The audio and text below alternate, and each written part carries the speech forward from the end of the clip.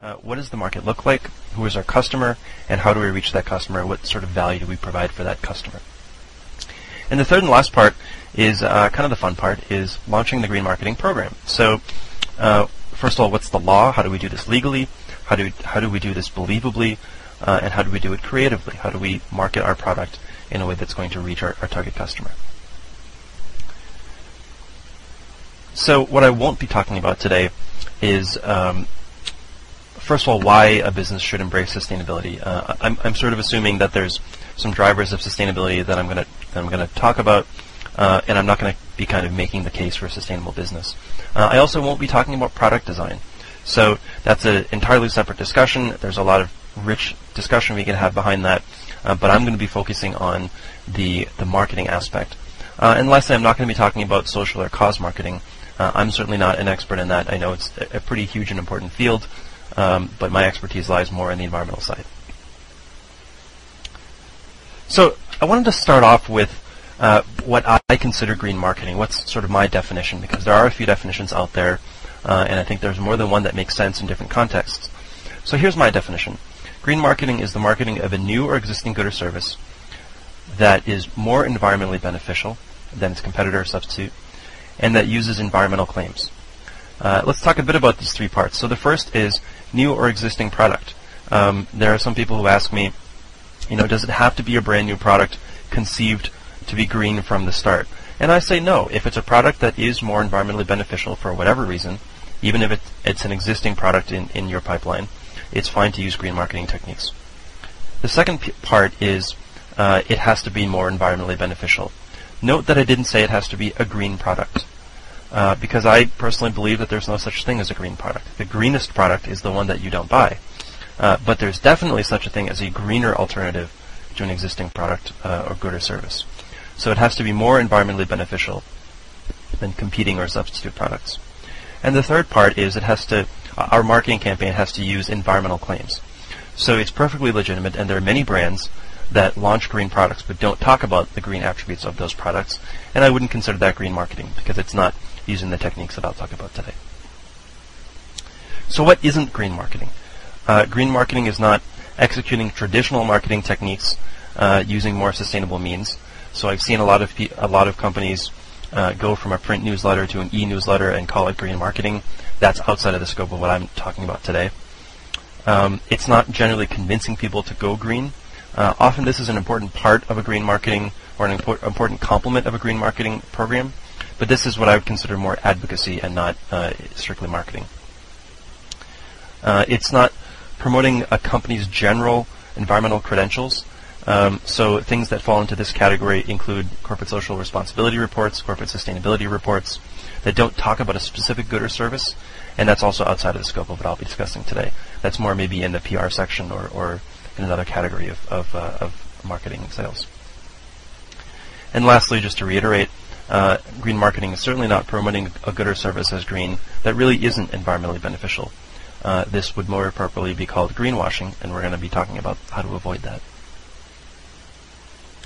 So let's get into it. The first part is the green branding scope, or a question that we could ask that we're going to answer in this section is, how does our overall sustainability approach, our company's sustainability approach, determine our green marketing strategy and campaign?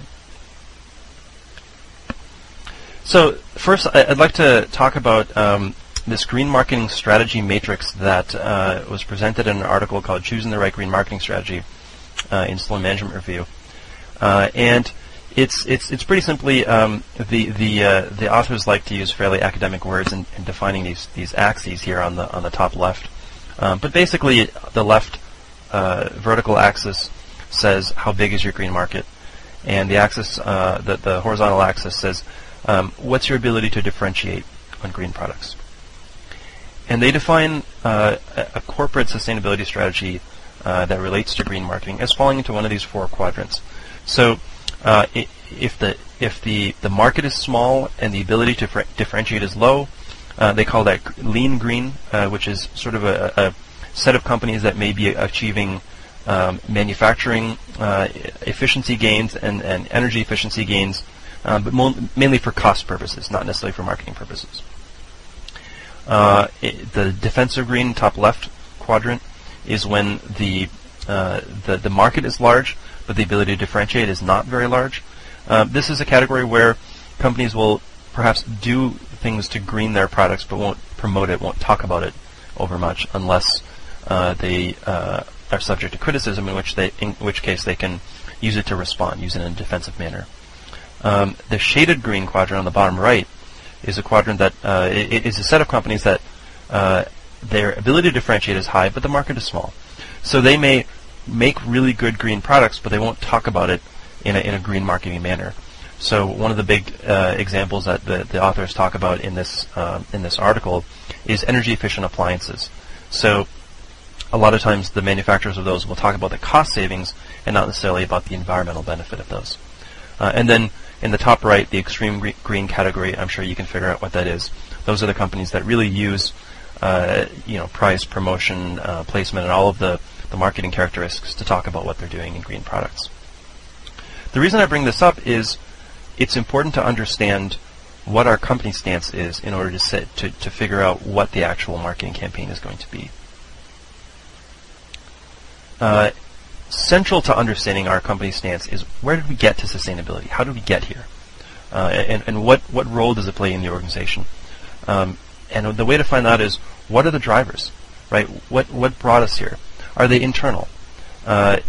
Does it originate at the ground level? In other words, at in an employee green team, or active employees engaged to try to make a difference within the company?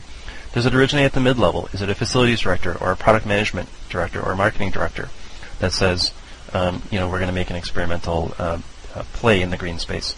Or does it originate at the senior management level, where perhaps the CEO will make climate commitments in public, or someone in the C-suite will have a personal commitment to sustainability and will talk to their direct reports and say, how do we make this happen? Or are the drivers external? Are we responding to customer demand, or to negative publicity, or positive publicity for efforts that were already undertaken? Regulatory necessity is an important sustainability driver.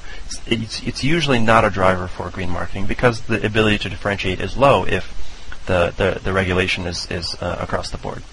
But it's important to understand, how did we get to sustainability, and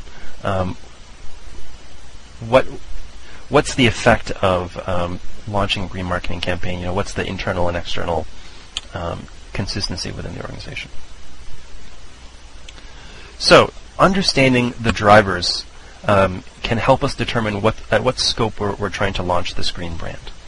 So, I've split this into 5 different categories. I'm sure there's subtleties within those, but I'm going to talk about launching a green brand as a green option, or a full product, or a product line, or a business unit, or even at the whole company level. So let's start with the green option. So a green option is an environmentally friendlier version of an existing product. So this is a product that already is on the shelf. It's something that we know that there's a market for, and we're providing a greener alternative to our own product to see essentially what the demand is. This is used as an experiment. It's used to sort of gain a foothold and to reach in and understand green design techniques and how to reduce the environmental impact of an existing product, an existing, usually successful product. It's used to test the marketplace demand, to test operational capabilities, etc. And also to, in some cases, to strengthen supplier relationships, to then go and have discussions with suppliers about materials and such. So an example of this is Avery Dennison has a number of pretty successful office products, and if you can see here in the middle, they have a couple greener versions of existing products, the existing product of the binder. So one version is a type of product that you can disassemble and recycle, a type of binder, and another is one that's made from the substance that isn't PVC, a more sustainable polymer. And these are options, right? These are, customers can go and buy the traditional product, or they can look for a greener alternative from the same company. This is distinct from a green product, which is really a product, a standalone product designed to be environmentally considered. And it's essentially different from any other product that the company offers. This is a low-risk entry into a green marketplace, usually when the company already has a sense of the fact that customers are demanding a product like this. It already has a sense that that a green offering will be well received. So an example of this is Tide's cold water detergent. So Tide, when the designers of Tide considered launching a green product, instead of looking at the actual detergents and the sort of green chemistry that they used of the detergents themselves, they realized that